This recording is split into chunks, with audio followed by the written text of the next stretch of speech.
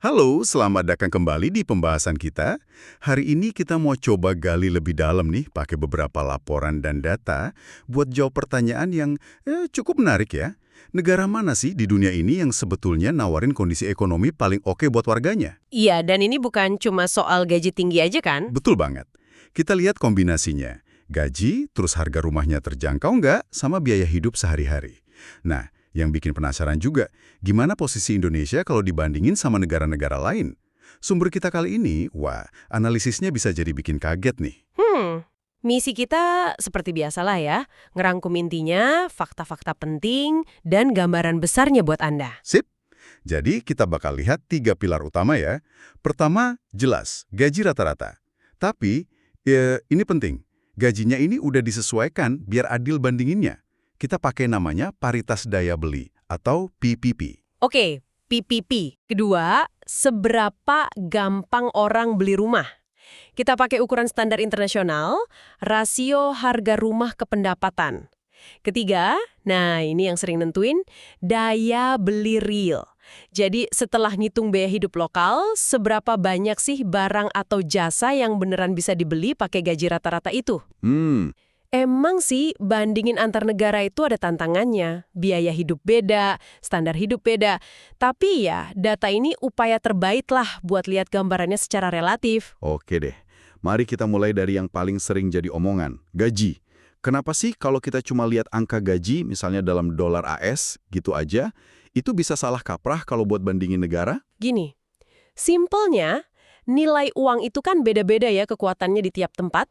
Gaji, katakanlah $5.000 sebulan, kedengarannya sama. Tapi, uang segitu buat beli kopi, bayar sewa, atau naik angkot, itu bisa beda banget rasanya antara misalnya di Zurich sama di Jakarta. Iya juga ya. Nah, disitulah gunanya paritas daya beli, PPP tadi. PPP ini nyoba nyamain daya beli mata uang yang beda-beda itu. Jadi kalau kita lihat gaji dalam USD PPP, kita tuh bandingin apel sama apel dalam hal kemampuan beli barang dan jasa yang setara di negara masing-masing. Ini jauh lebih nunjukin seberapa makmur sih orang sebenarnya. Oke. Buat negara maju, kita banyak pakai data OECD tahun 2023 yang udah pakai PPP. Menarik. Jadi setelah disetarain pakai PPP ini, negara mana aja nih yang gajinya paling top? 5 besarnya ini dari data OECD 2023 ya. Gaji tahunan rata-rata USD PPP. Lumayan bikin melongo sih. Nomor 1 itu Luxembourg, sekitar $89.767. Wow. Terus Islandia, $87.421. Disusul Swiss, $83.332. Amerika Serikat, $80.115. Dan Belgia, $73.206. Ini angka buat pekerja penuh waktu ya. Dan sekali lagi, ini udah nunjukin daya beli real di sana. Angkanya gede-gede banget ya. Tapi tadi Anda sebut Swiss, saya sering dengar biaya hidup di sana kan mahal banget tuh. Apa gaji segitu cukup buat ngimbangin? Mungkin kita tahan dulu kan ya pertanyaan itu? Itu pertanyaan bagus banget dan iya, nanti kita pasti bahas itu. Gaji tinggi itu emang baru satu keping puzzle aja. Benar. Nah, sekarang kita geser ke Indonesia. Jelas angkanya bakal beda jauh ya. Kalau kita pakai data dari worlddata.info, ini pakai metode Bank Dunia, GNI per kapita, pendapatan tahunan rata-rata kita itu sekitar $4.810 AS. Itu kalau dibagi 12, ya kira-kira $401 sebulan. Tapi nih, kalau saya bandingin sama data BPS kita, misalnya Agustus 2024, rata-rata upah bersih bulanan karyawan formal itu sekitar 3,27 juta rupiah. Nah, kalau dirupiahin pakai kurs sekarang, mungkin cuma sekitar $206 bersih sebulan. Kok beda ya? Terus mana yang relevan buat perbandingan kita ini? Nah, beda itu wajar, soalnya metodenya emang beda. Angka GNI per kapita dari Bank Dunia yang $4.810 setahun itu, dia nyoba nangkep semua nilai ekonomi per orang. Jadi termasuk keuntungan bisnis juga, nggak cuma gaji. Oh gitu. Sementara data upah BPS yang sekitar $206 bersih sebulan itu, ya lebih dekat ke apa yang diterima karyawan formal di kantong tiap bulan. Buat perbandingan global yang standar kayak gini, angka GNI yang $4.810 itu yang lebih sering dipakai. Oke, Tapi ya penting juga ingat, buat banyak orang angka upah bulanan itu mungkin lebih kerasa real ya di kantong sehari-hari. Apalagi kalau nggak ngitung sektor informal yang susah diukur. Jadi biar konsisten aja nih analisis antar negaranya, kita pakai angka GNI per kapita Indonesia yang $4.810 per tahun. Oke, sip, dipahami. Yang jelas sih, mau lihat dari angka manapun, jaraknya sama negara top tadi emang jauh banget ya. Ada pola umum nggak sih dari negara-negara yang gajinya tinggi ini? Ada beberapa pola yang kelihatan. Pertama, ngumpulnya di mana? Kebanyakan di Eropa Barat, Amerika Utara, sama Oseania. Kedua, seringkali negara kecil tapi punya sektor tertentu yang maju banget, kayak keuangan di Luxembourg sama Swiss atau energi di Islandia. Ini nunjukin bukan cuma soal region kaya, tapi juga struktur ekonominya yang spesifik. Oh iya ya? Dan ini penting juga, sumber data beda, bisa aja urutannya geser dikit, tapi tren umumnya sama. Dan pakai PPP itu tetap kunci biar fokusnya ke daya beli real, bukan angka doang. Oke, gaji udah clear. Tapi kayak yang kita singgung tadi, gaji gede belum tentu enak kalau harga rumah aja nggak kebeli. Yuk, pindah ke pilar kedua, keterjangkauan rumah. Gimana cara ngukurnya biar objektif? Alat ukur yang paling umum itu rasio harga rumah terhadap pendapatan, atau price to income ratio, PI ratio. PI ratio, oke. Konsepnya simpel aja, butuh berapa kali lipat pendapatan tahunan rata-rata buat beli satu rumah standar di suatu negara atau kota. Nah, makin rendah rasionya berarti makin terjangkau rumahnya. Jadi di sini angka kecil itu yang bagus. Sumber datanya apa nih buat PI ratio? Terus gimana peringkatnya? Kita pakai data Numbeo buat tahun 2025. Perlu diingat ya, ini datanya crowdsource, jadi dari laporan pengguna gitu. Tapi lumayan banyak dipakai buat perbandingan global kok. Nah, kalau kita urut dari yang paling terjangkau, yang PI ratio-nya paling rendah, hasilnya lumayan bikin kaget. Oh ya, siapa? Nomor 1 itu Amerika Serikat, rasionya 6,5. Wah, serius? Iya, artinya butuh sekitar 6,5 tahun gaji rata-rata buat beli rumah. Terus diikuti Belanda 7,1, sama Belgia 7,7. Islandia di nomor 4, 8,2. Wow, Amerika Serikat paling terjangkau di grup ini. Padahal gajinya tinggi tadi ya. Ini menarik banget. Terus negara lain gimana? Indonesia di mana? Luxembourg, yang gajinya paling tinggi tadi, ada di peringkat 8. Rasionya 8,8. Ya lumayan lah ya. Nah, Indonesia, ini pakai data Jakarta, ada di peringkat 14. Rasionya 11,5. 11,5. Jadi butuh 11,5 tahun gaji rata-rata versi GNI buat beli rumah standar di Jakarta ya, menurut data ini? Iya. Dan yang menarik lagi, justru ada negara bergaji tinggi lain yang malah lebih nggak terjangkau rumahnya. Austria itu di peringkat 15, rasionya 12,0. Terus Swiss di peringkat 16, paling bontot, rasionya 12,4. Wah, jadi Swiss yang gajinya tadi nomor 3 tertinggi, ternyata harga rumahnya paling nggak terjangkau dibanding pendapatan di antara negara-negara ini. Nah ini dia contoh trade-off yang Anda bilang tadi. Betul banget. Ini nunjukin banget kalau gaji tinggi itu nggak otomatis gampang beli rumah. Banyak faktor lain, pasokan rumahnya gimana, aturan pemerintah, suku bunga KPR, tanahnya ada nggak, kotanya padat atau nggak. Iya juga. Kondisi ini juga gerak terus ya. Banyak negara maju malah sebenarnya makin susah beli rumah sejak sekitar 2015.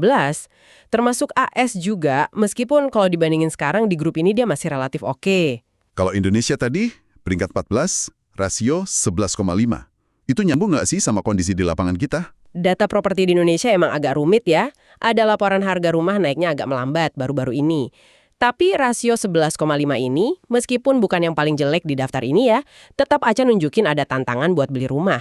Apalagi kalau kita ingat tingkat pendapatan rata-ratanya. Harganya juga kan beda-beda banget ya, tergantung lokasi, tipe rumah.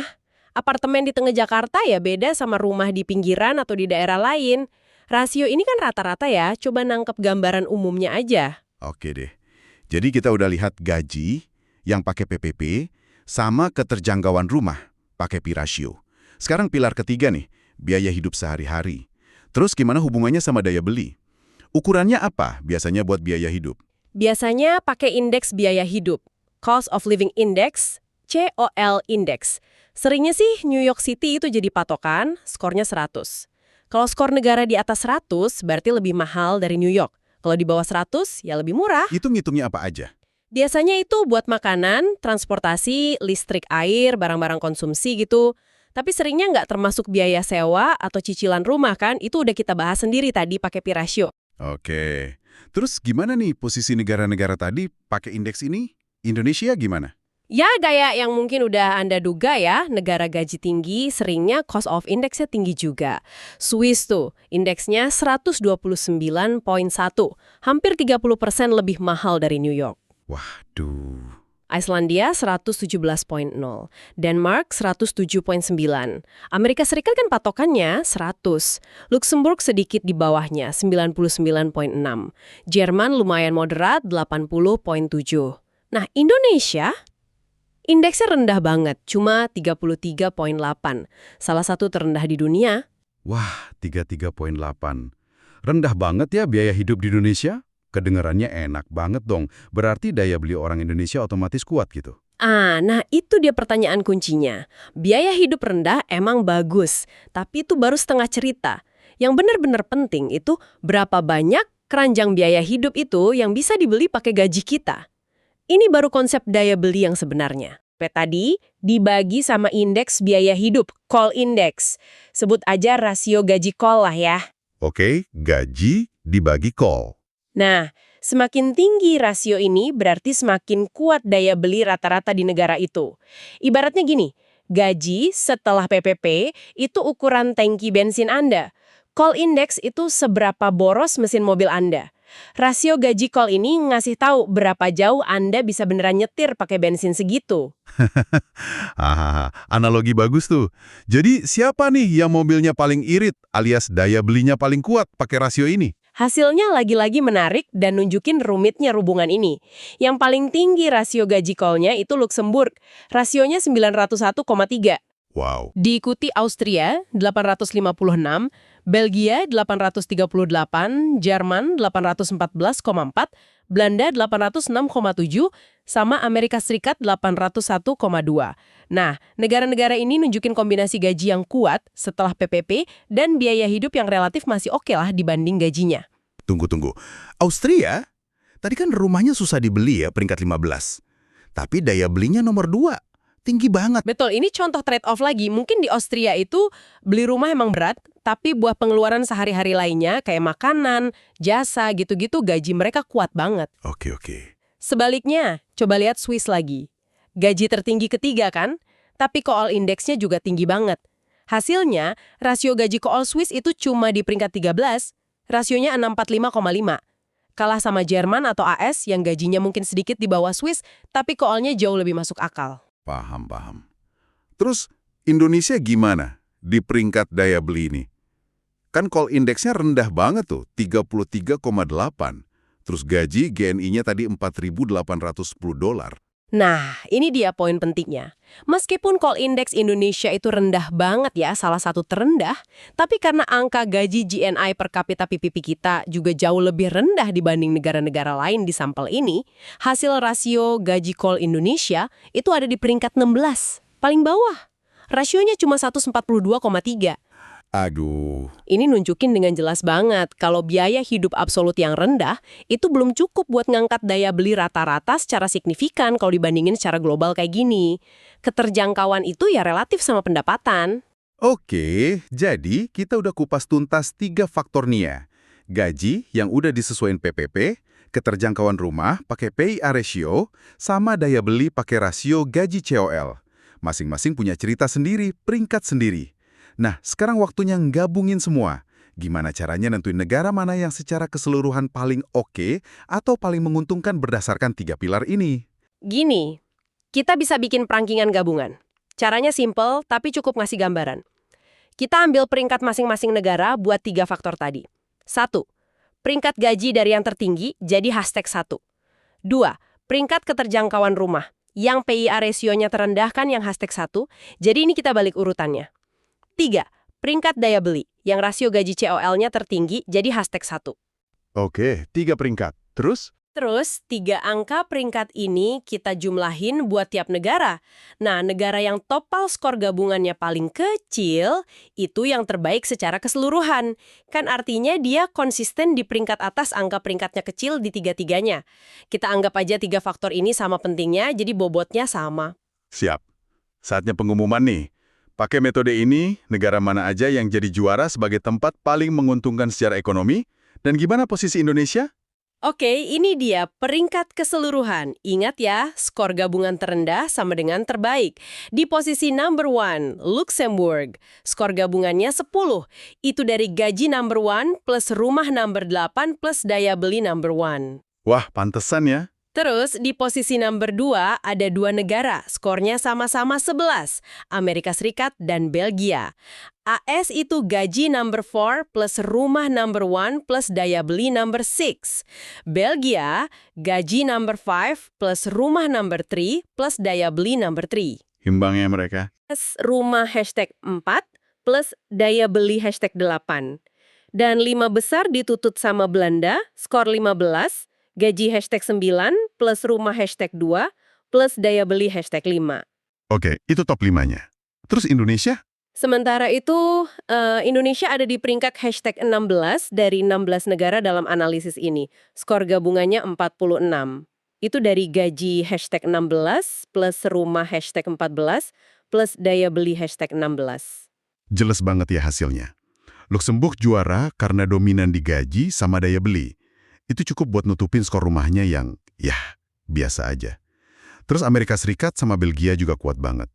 AS unggul mutlak di perumahan, plus gaji sama daya belinya oke. Belgia malah kelihatan seimbang banget di semua aspek. Jadi profil beda bisa aja hasilnya bagus ya. Iya, betul. Dan ini sekali lagi nunjukin pentingnya keseimbangan sama trade-off tadi.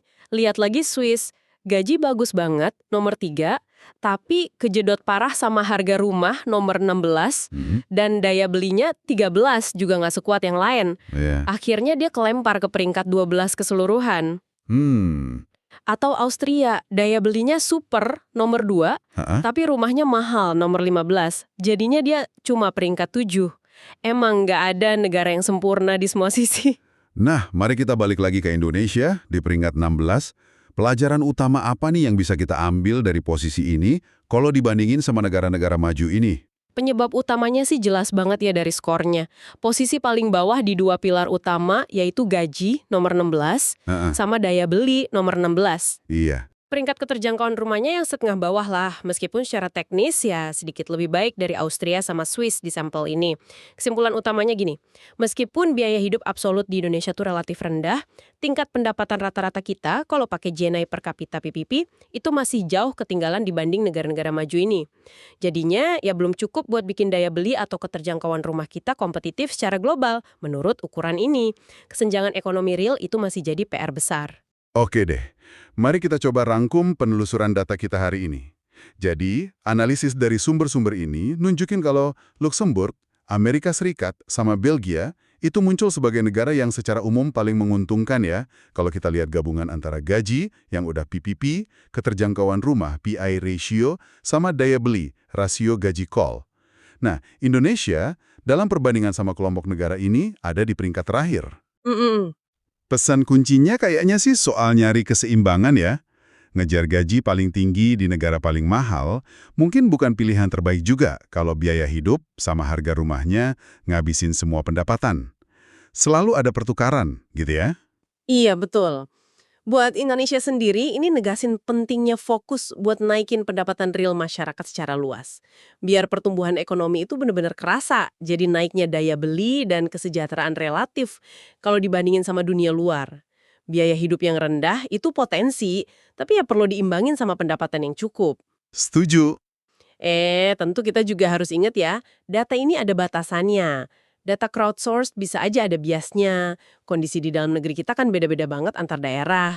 Terus ekonomi juga berubah terus. Tapi ya, ini ngasih sudut pandang perbandingan yang lumayan berguna lah buat sekarang. Sip. Nah, sebagai penutup nih, ada satu ide buat Anda bawa pulang, buat direnungin. Analisis kita hari ini kan nunjukin pentingnya banget ngelihat rasio atau hubungan antara angka ya, bukan cuma angka absolutnya aja. Gaji tinggi, nggak otomatis kaya raya. Biaya hidup rendah nggak otomatis hidup gampang. Hmm, Pertanyaannya buat Anda, gimana Anda bisa pakai cara mikir berbasis rasio ini buat keputusan ekonomi pribadi Anda? Mungkin pas bandingin dua tawaran kerja di kota beda. Nggak cuma lihat gajinya, tapi bandingin juga sama perkiraan biaya hidup sama harga sewa di sana. Atau pas nimbang mau beli barang mahal, manfaatnya sepadan nggak sih sama biaya kesempatannya? Atau berapa lama Anda mesti kerja buat dapetin itu? Sesuatu buat dipikirin lebih lanjut lah ya. Terima kasih banyak udah nyimak telah data kita kali ini. Sampai jumpa lagi.